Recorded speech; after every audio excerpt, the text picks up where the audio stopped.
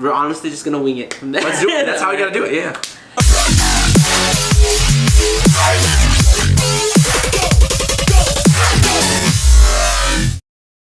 Yo, what is going on, my husbandos and waifus? My name is HERMSAUR, and welcome to another My Hero Academia video. Well, this is different. So you guys know I'm here joined with RogersBase. What's going on, everybody? And this is actually something that I've been looking into doing in the future as a live stream with a bunch more people. But for now, this is something that I want to talk about with Roger, because I know he's semi-caught up. He's a little bit behind. I'm like 3 chapters behind right now. So based on the last read-through, I ended at the end of the Overhaul Arc. Yes. And based on what you told me, it sounds like this is going to be like a discussion of the Overhaul Arc and like what we thought of it. Yeah, so pretty much what I want to do is, after each arc in the manga, I want to have a discussion with people who are reading it and who are caught up.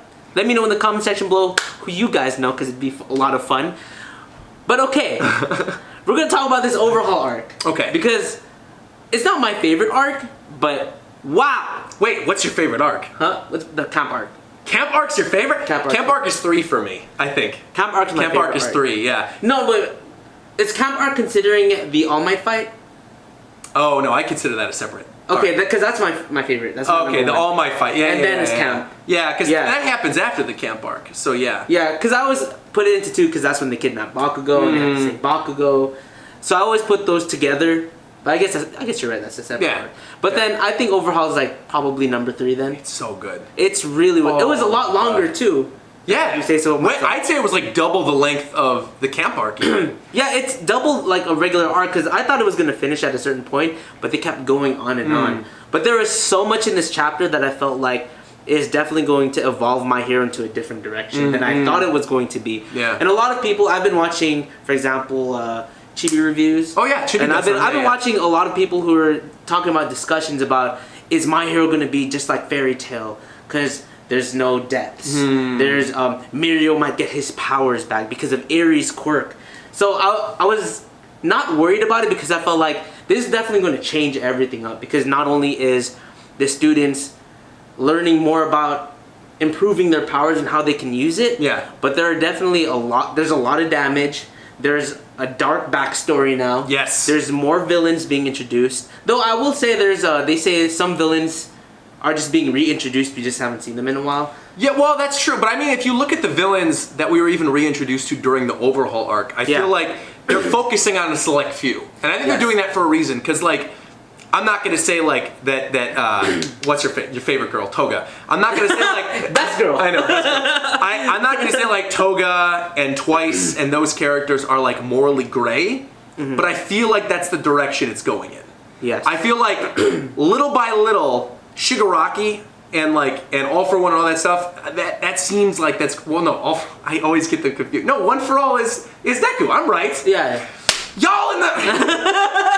See, I'm used to it now. All for one for all. No, I get mixed up too. Just like the Kaminari and Kirishima stuff, I would get those mixed up. I never got Kaminari and Kirishima mixed up. I got those mixed up a lot. Todoroki and Tokiyami, when I first started, I would get mixed up constantly. No, but I got used to it after like reading all the time. But All For One and Shigaraki, I think, are kind of set up as like now the main villains, and Shigaraki sort of like is the person taking up the mantle of All For One at the end of all this. Like, even after the fight with All Might, like, it feels like that's the direction it's going in. Like, if we get a My Hero Academia Shippuden type thing, it seems like Deku's gonna be the main character. All Might will somehow ever be gone, whether he's dead or whatever. And then I kind of think the same thing about All For One, is like Shigaraki will then be involved, and they'll sort of, you know. But you know what? Oh, I can't kill that. Yeah, don't spoil me if it's after the best chapters. No, but I feel like that's the direction that it's going in. No, I can see that. But the thing I loved about the Overhaul Arc is, I don't know if you guys have read Vigilantes, which is the... Oh yeah, we've been reading that on my stream. Follow me on Twitch. Okay.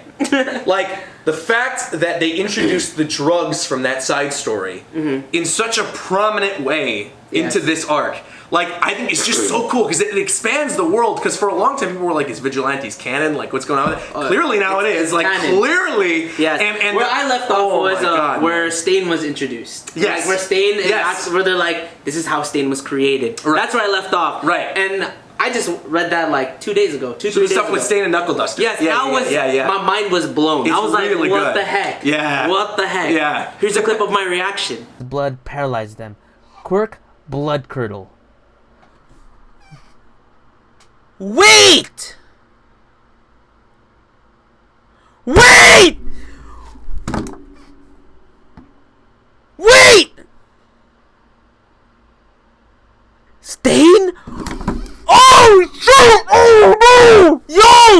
My voice! Oh, dang! Oh, shit! I forgot you edit your videos. Yeah, exactly. Yeah. No, but it blew me away because now, like, when I first started reading Vigilantes, I was like, how is this gonna piece together? But the more I started reading Vigilantes alongside with the Overhaul arc, I was like, oh my gosh, it's making a lot of sense. Yeah. It's a lot of sense. That's what I really liked about, for people that are still reading the Overhaul arc, read it with Vigilantes. I recommend that. Yeah. But yeah, I just felt like this one was really good. Though I will say, seeing Shigaraki at the very end, it was nice to see Shigaraki. Oh yeah. Which is weird because I don't like Yeah. Shigaraki, but it was nice to see him, and I liked how he bodied Overhaul. Oh yeah. He bodied Overhaul. Destruction. Yeah, but I kind of Yeah. like. Well, Overhaul, for like, if I was to make a top 5 villains list, right? I would say Overhaul is definitely one of those. He definitely was demented and twisted. I liked him a lot more than Stain, in my opinion. I know that's very debatable. No, I actually, because Stain was my favorite up to this arc, and I think Overhaul does beat him. I think the thing with Overhaul that was cool was like the way that quirks have been introduced. It's always been very upfront, like how the quirk works, and for a long time there was mystery behind like what exactly Overhauls is, and now we know it's like disintegration, like not disintegration, but like breaking things apart and then restructuring them. Right. Which is like crazy when you go back and then you read the stuff like where he kills Magna and he does all that. It's like, oh my god, he's like literally like taking apart the core of the body and then like building it onto himself. Like Yes. at the ending of the arc where you have Overhaul and Deku and he absorbs the other member of like the Presswood Oh of yeah, Death, that whatever, blew and he me turns away. out- I was like, what is that? I was like, what is that? I remember he that. breaks down the rock and like combines the rock with himself along with the other dude's I remember power and that, like yes. oh my, and he's like absorbing it into this giant crazy creature and Deku's going in with Area, oh my god, with Area on his back healing him and he's going 100% like I felt like yo, when that gets animated, oh my god, gosh, when that gets animated, it's gonna be godlike. It's gonna be so like that was such a cool way for Horikoshi to introduce, because obviously we're just going bit by bit every arc now. It's like 15%, 10%, whatever. Yeah. And like that is such a cool way for Horikoshi to be like, listen, this is what it's gonna be like all the time eventually. and like for now, obviously the only way you can do it is like having a character who's constantly healing you and putting you back Exactly, together. yeah. And like, oh he my was god. beyond 100 too, right? Yeah, he was like, well, that's what he said, but like he's probably beyond 100. Yeah, he's just going at his maximum amount of power, Yeah. not even worrying about like his body, because he's just like hammering it. Oh my, every smash attack And the way it was drawn. oh godlike. Oh my goodness. So good. Yeah, no, yeah. I was blown away. Oh man. I was screaming that chapter. Me too. I did my read. Yeah. So I do my read-throughs on my channel like as live streams, and I pretty much Like every go couple by chapters, each arc. right? No, Yeah. by each arc normally. Yeah. Okay. So because each But arc this is is such normally a about long like arc. exactly. Yeah. So the past two read-throughs, the first one, the big moment was Red Riot, which we'll get to because that happened during Overhaul 2. Yes. And then the second one was like the closure of the Overhaul arc. So those are where my two read-throughs ended. And I'm caught up to like 2 chapters after that right now because I couldn't wait, and people basically spoiled for me what was going to happen, so I was like, I'm going to read it anyway. Yeah, yeah. Though I wish that was on stream. I really do. The night thing. Which is we're going to talk about in a little bit too. A little bit. Yeah, but like I feel like that's the other thing about this arc that was really interesting is we didn't just focus on Deku and we don't really. I think Horikoshi's pretty good about like focusing on the side characters. Which is something I wanted to bring up. Like I was glad that we got more Kirishima. Oh my! And he's like we got his backstory. Yes, we got the moment with so Fat good. Gum. It was so good. Yeah. Which I'm finally introduced man. there. They introduced Fat Gum. That's me. I was like, yes. Whatever. I was like, It's me. Is that me? Oh man, that's funny. Yo, but I was so glad because I liked Kirishima, but I just didn't know much about him. And I remember you were telling me he's going to be one of the main characters. I was like, I cannot wait. Oh, that's right, because for a time I was caught up. Yeah, and I wasn't. That's right. That's and true. you were telling me he's going to be a main character. I was like, I hope so because I like him. And then when he goes beyond his power, I loved it. Oh man. I was going nuts. And even the stuff with the, like finding out that him and Ishido came from the same junior high. Yeah. And like I can't talk about the last chapter, but yeah. Oh no! Did something happen? No. Okay, don't spoil it. But like from what I know, the stuff with Ishido and Kirishima, like where you see that they went to the same school. Yeah. And then like she was the cool kid and he was like this loser. And he's like, oh man, I wish one day I could be a hero like her. And she's like, you can, don't worry about it. And then I definitely ship those two. I do too now. I didn't used to. The thing was, I used to ship Kirishima and Bakugo. I honestly did, because I'm like Bakugo. No, because Bakugo people can't end up with anybody. And Kirishima was like his only friend for a long time. That's true. So I was like, you know what? If you're gonna throw a gay character in there, like beyond Magna, just like make it Kirishima. Like it works. But after that flashback, I totally agree with you. Now I definitely ship Ashido and Kirishima. And then like their first day at school, where he shows up and he's got like the hair, and she's like, what happened to you, dude? He's like, don't worry about it. Don't let them know who I was before. He wanted to start fresh, yeah. Dude, yeah. So it was. I'm glad that he was a big part of this chapter. Absolutely. Arc. He was a big part of this arc. Yeah. I'm also glad to see that Ochako and Tsuyu had a little piece in there. With, oh my god, more characters. Like, we're still talking about, like, I hate to jump away from topics, but like, bro, speaking of them, the white dragon, Blue Eyes White Dragon. You know who I'm talking about? The dragon lady? What yeah. Oh, I forgot when they revealed her. That's what I'm saying, dude. They introduced so much stuff during. I forgot it. When they reveal her for the first time and you see Hado working with them, like, oh my god, I was just blown away by like, because to me, I've always been, if you read One Piece, I'm a huge fan of these zone type characters that can turn into like animals. Those are awesome, yeah. They're awesome. And I was like, oh, we're not gonna get a quirk like that. We've seen animals with quirks like Nezu, whatever, the principal, but we haven't seen characters turn into animals really. Tokoyami's kind of, but he's like summoning like a demon or whatever. It's not the same thing. He's kind of a bird too, but whatever. But no, like with her, literally just straight up, her quirk's like, I'm turning into a giant dragon. So sick. Like, I was, Horikoshi never ceases to surprise me in the same way Oda does a lot, which I think why I find myself loving this series so much. It's because, one, the characters that he introduces are just all awesome. Yeah, and Kohei doesn't skip out on telling someone of their backstory. Exactly. The last time Oda did this for like a side character, I feel like, beyond like the really important characters in an arc, was like Senior Pink. Like when Senior Pink like people just like Senior Pink so much, he's like, I'm gonna write a backstory for this guy. Senior Pink is great. But imagine like if every character of the manga that you love is like that, and every character is getting their due, and you're getting backstory for all of them. That's what Horikoshi's been doing, like with the stuff with even with Overhaul, with Eri, and with the good guys. It was like, man, it's just yeah. He doesn't skip out on the backstory of the villains as well. Like no, he went into depth with Overhaul. Yeah, well, like during the fight. And I'm glad they did that. You know, most people would complain, oh, it's too slow, it should be finished. No, we needed that. Everything that's been brought up to this point, everything was needed. Like, there was no chapter that I was too disappointed on, so far at least. And it's been really good in terms of talking about why each character is there. When I was talking about Tsuyu and Ochako, they were there. Yeah. They had a part in it. I wish there was more. That's about it. for me. I just wish there was a little more. Yeah, because Tsuyu and Ochako came at the very end. The very beginning with the dragon. That was it. Yeah, that was it. Ending and beginning and end. But yeah, I'm glad that they were there. Mm-hmm. I can't really talk about the last chapter, which is good, by the way. I'll do this. No, I'm not gonna talk about it. But what else was there? Okay, so let's talk about the other characters, the other pro heroes that were there. Okay. So Fat Gum, for example. Yeah. He was my favorite. Fat Gum, you like that? It was my.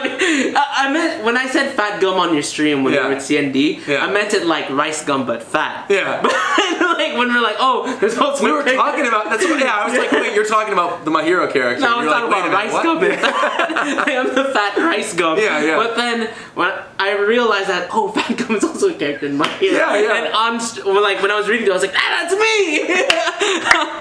No, I thought his character and also his power was very unique. Yeah. And what's Sun Eater? He's not a pro hero. Oh my god. Oh. Sun Eater? Oh, have we not talked about Sun Eater? Oh, Sun Eater. Okay, I just realized, how long has it been going? This has been going on 12 minutes. We haven't talked about Sun Eater or Lemillion. Oh, I know! Bro, like, those characters... When and their backstory together? Oh my god. First up, let's start with Sun Eater. Okay. Sun Eater's power is one of straight up the coolest quirks in the entire series. At first I was kind of worried he's like, when I could turn into whatever I eat. I was like, what the heck is he gonna turn into? He eats a chicken, what? He gets like a little wing? Yeah. Or like a pecker? No, man. No, he gets like a freaking claw! Yeah, like when he got, right before the fight against those two Precips at the same time, when he was like I think it was the dude who teleport. No, it wasn't the dude who teleports. I forgot what the arc was. Or what the fight was. I'm sorry. What was the fight? Regardless. Right before that fight happened, I was like, all right, I'm excited to see what Sun Eater's power is going to be. But like some people have been alluding to me in the live chat that it was something to do with like eating powers. And I was like, okay, this will be cool. And then when we actually see him like grow the octopus Like, Yeah. tentacle. Yeah. And then he has like a lobster claw on the other hand, and then he's like thinking of ways to combine the powers. Like when he combines like the shell with the I think it was like a wing or something, but like he basically combines like the hardness of another like animal with the other powers that another animal would give him through eating them. He's just so cool, and the way he acts and his backstory, like with Lemillion, you can touch on that. Like he's the best, man. I love Sun Eater. Sun Eater. Now, you know, honestly, during that Sun Eater, when he almost lost his power when they shot him with the, I don't know what it was, like a pill or whatever. Yeah. They shot him. I was worried. I was like, did he really lose his power? Oh, I was scared. Yeah. I was scared. We'll talk about that drug in a bit. But when I was happy to see him that he got his power back. But another thing about this whole arc is that we see everyone, not only pro heroes, but like even the students learning that they can combine skills. Oh yeah. Combine powers. Oh yeah. That one was really, really cool to see. And then Lemillion. Lemillion, you know, he's... when was the last popularity thing that they had? Just recently. I think it was a couple days ago. Yeah, and I know Bakugo got number 1, right? Yeah, and he wasn't in the top 10. Lemillion should have been like top 5. Definitely.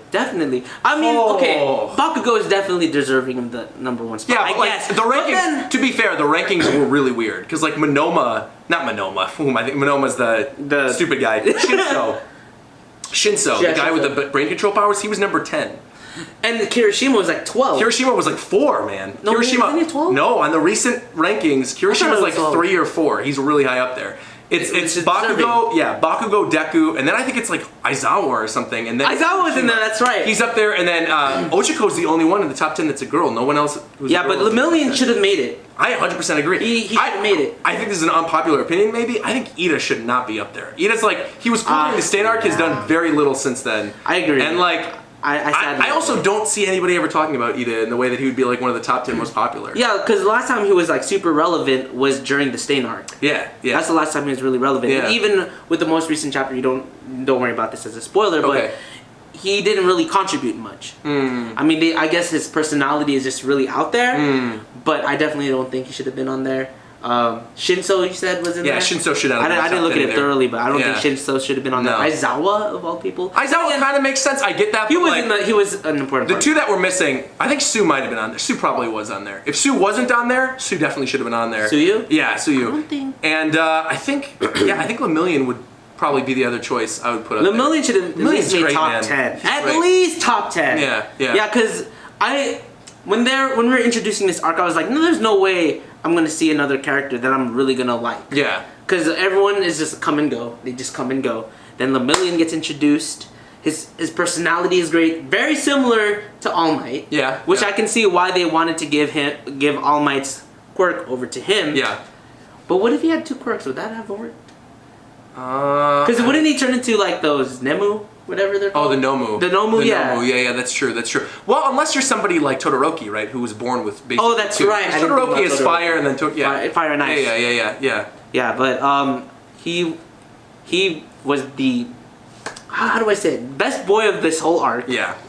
Almost best boy of this whole series. Dude, he when he gave himself up, I remember that speech, I was literally crying during my read-through. I was like, I could not believe it. Oh, same. When he whips off the cape, and he's like, what are capes for? It's for saving little kids. Oh, yeah. Who are in danger or whatever. And he like whips it around Aeryn and grabs her and then like takes the bullet and oh my. And as soon as, because I was like, there's no way they're going to do this. Come on, they're not taking away his quirk. Like, come on. And then in between that, you see that little bit of a flashback with him and Sun Eater. Yeah. Where like it's him training his powers and like having lived his whole life with this weird quirk where he'd like fall through the floor if he's not thinking about it. Yeah. And then like to train himself to where he is now, where he's able to like teleport basically, fly all over the place, work so hard and then have all of that ripped away from you. And is still, with no quirk, stand in the face of all these other horrible characters. And still fighting. And still fight. Like, he's a true hero. He is. He is a true hero of that whole arc. I mean, Deku did beat Overhaul. Right. But I think Lemillion definitely Dude, he did. He took the spotlight. He did. Because even though while Deku was fighting, and I will say those panels were freaking phenomenal. Oh yeah, this whole arc was incredible. Yeah. I couldn't doubt in my mind, like in the back of my head, I was always thinking, where's Lemillion? Yeah. Is he okay? Yeah. Is he dead? But wow. And also, Night Eye. We're talking about like, oh, see, there's so many characters that got introduced during this arc, and the thing is, you would think a lot of the times if a character gets introduced during the arc, you're not going to be as invested in that character as you would with like maybe somebody from the earlier chapters, like some of the other kids from the class. That's what I was saying. Like they would just come and go. Yeah, but like this arc, he managed to make you care about Sun Eater, about Lemillion, about Night Eye, about Fat Gum, about all these other characters, and like I don't know if you saw this coming when Night Eye got stabbed. When Night Eye got I did not expect that because I've never seen a My Hero death yet. No, he was the first one. And then the other thing with Night Eye that I think was interesting was that Night Eye is the only person who knows what's going to happen in the rest of the series, right? He's the person who predicted that All Might was going to die, and then he said since that time, he brought that up multiple times, that like since that time his prediction could have changed, but probably not. Because it always leads up to something else, yeah. And then in that moment where he realizes like, no, I'm dying and I didn't see this happening, things can change. I saw you and I die in that moment, in that exact moment where Overhaul, broke through the wall. Yeah. He's like, I saw us dying and you changed the future. I might still be dying, but like, you lived. And that means the future can be changed. It's like, that's the one glimmer of hope that we still have for All Might surviving. That's what I was about to say. For any amount of time, yeah. It's that one speech. And just like, that speech on his deathbed, man, like... Oh, yeah, I was speechless. Oh my god. I couldn't even talk about that chapter after I read that. Even like, when it happened during the actual arc, like when he gets stabbed by the rock and he jumps in front and you see him bleeding and it's like... I thought he would die at that moment. I did too. I thought I did that during my raid through. I like straightened and was like, "There's just no way." Exactly. But yeah, man. Oh. I honestly couldn't believe it. Which leads to like My Hero. Yeah. It's definitely taking a different turn than what everyone was expecting. Like, oh, it's gonna be a fairy tale where characters come back to life or whatever, etc. But no, this was a big death. Even though I would say. I don't think he's a side character, but I guess you could kind of see him as a side character because he was only introduced in this chapter. I mean, he was literally the sidekick of All Might. Yeah, exactly. Yeah. And just like Gran Torino, he's there a lot of the times, but he's not a main character. He's a support character. So I saw Night Eye as a support character, but he played such a big role in this arc, and I was so invested into his character and what he had more to say about All Might and his death. Yeah. Seeing him die, I couldn't believe it. It was too much. It was too much. And then on top of that, Lemillion losing his quirk. I mean, that and the death, I think, just increased the stakes of the series so much. Yes. Which is, I think, an issue that a lot of shonen have. This is something, we just talked about this, we did that video for my channel about the top 10 manga of the year. In the link down below. But like, there's, in Food Wars right now, not to spoil you too much, but I feel like what's going on in the manga right now is they're finally raising the stakes, and I feel like Horikoshi's doing the same thing. But even in Food Wars, it still feels like, okay, there's a way out. These characters could still sort of like come out of the situation. Yeah. My Hero, it's not. It's like, maybe he's gonna get his quirk back. Yeah, because but then they're saying that Eerie might not be able to control her powers. It's just a big. That's what I'm saying, which is a huge if. Yeah. And I think it'd be interesting if Lemillion ends up not having a quirk at all for the rest of the series. And he's still a hero. And he's still a hero. That would be so cool to see. Because that's what Knuckle Duster is in Vigilantes. Vigilantes, like, he straight up does not have a quirk anymore, and he's punching Stain in the face and like doing all like he's a beast, man. Yeah, exactly. He took on Stain. Yeah. He took on practically beat without a quirk. Yeah, without a quirk. I mean, oh no, it would still work because. Stain's quirk, he just paralyzes people. With their blood. Okay, yeah. But yeah, the stakes of My Hero are definitely a lot higher, which makes me curious to what's going to happen in the next arc. Yeah. What else was an important part of this chapter? I mean, there was just so much that like Overhaul and Aerie, like their backstory and finding out like the way they set it up at first, we're like, oh yeah, Aerie was his kid. And then eventually finding out the truth of that situation, I think was like kind of eye opening. But then too, like seeing the full extent of Aerie's powers, because to me, like there you go. That reveal when Night Eye got stabbed. That in my head, even though I was shocked in the moment, and my live reaction was, I was being honest, I was still freaked out. Yeah. Somewhere in the back of my head, I was like, oh, Aerie's gonna heal him. Like, the end of all this, Aerie's gonna heal him. Lemillion will get his quirk back. Yeah, Aerie's quirk got a lot of backlash because they're like, oh, everything that was just damage is gonna revert back. Yeah, that's she not can't control it at all. Which I think is awesome, and the way that was implemented into the final fight, I think is just so cool because both Aerie and Izuku, neither of them can control their quirks all the way. Yeah, so they are literally the perfect pair. You put them together, and like if you combine the full power of both of them, where they don't have to worry about like either healing something too quickly or like or regenerating too fast, or like him losing control of his powers and breaking all his bones. Yep. When you combine the two of them together, you make a nearly unstoppable threat. You make something that I personally feel is as strong as the current All Might, because All Might is still. He's obviously weaker than he was, and he's not able to control his quirk. But he was still unstoppable. Exactly, but he was still unstoppable during that fight. So I'd say like the best way I could equate the powers that Deku had at the end of this arc are like All Might during the All for One fight. Yes. I think like those, like when those two were going against each other, I feel like that's what Deku during the final fight, that was what his power level was at. And I don't think it's at that right now, obviously, because he didn't have Eri with him. But knowing that could eventually be where he gets to is incredibly exciting. Yeah. How long do you think it will be till Eri will be able to control her power? I think that's going to be a while. If I could see it. If there is a My Hero Shippuden. I think that was literally what I was going to say. Is I don't think it would happen because there is going to be a My Hero Shippuden. That's going to happen. The way it's going to happen, and they're setting it up. But they're setting it up clearly where like My Hero is going to be the next Naruto. Yeah. School, there's all this stuff. Like it's going to be, Yeah. But I could see it happening. Yeah, where she's grown. Yeah. Because she's still a kid right now. You know. Yeah. And I could see it where it takes until she's like Deku's age to finally be able to control her quirk. Yeah. And it might, I don't know, like, let's say Lemillion does get his powers back. Yeah. I don't think he might lose grasp of how to control it again. By the time he gets it. Because he's going to be away from it for so long. Yeah. That, he won't be able to teleport. Yeah. Or maybe it is something where, like, you ride a bike and you'll be able to just pick it up right away. like, even so, we don't know if he will get his power back. Off of her quirk. Right. So, I don't know. Though I think she's very, very overpowered. She's incredibly overpowered. She's an overpowered character. Yeah. That the government has to keep. Yeah, for sure. Yeah. I don't know what else to say, but honestly, like this chapter definitely heightened my expectations of My Hero, which I hope doesn't let me down. It hasn't so far. Yeah. Even like when during the anime when they had the Suyu, what is it called? Oh, like the little filler arc? The filler arc. Yeah, the Suyu filler arc. I loved it. Yeah, I liked it too. It was good. Yeah. And people are talking about how many episodes do you think My Hero, the anime, will be next season? People are saying 12 because, like, where did we leave off? They're about to go to the camp arc. I think it'll be 24. Wasn't it 24 this season? Yeah. I think it's going to be the same. They're afraid that the anime is going to catch up too fast to them. No, I don't think so. No, because you got to remember, My Hero is seasonal. Like, One Piece is literally every single week. And One Piece, where it is right now, is exactly a year behind the manga. That's how it's always been. They pace out their filler where it's exactly 1 year behind. So like right now, the thing that just happened in the One Piece anime was the big Pudding reveal about Pudding's third eye. That happened exactly a year ago. Like that's almost wild. To the day. That's wild. In the manga. And so like the stuff that happened just now in the manga, we'll probably be seeing in the anime exactly a year from now.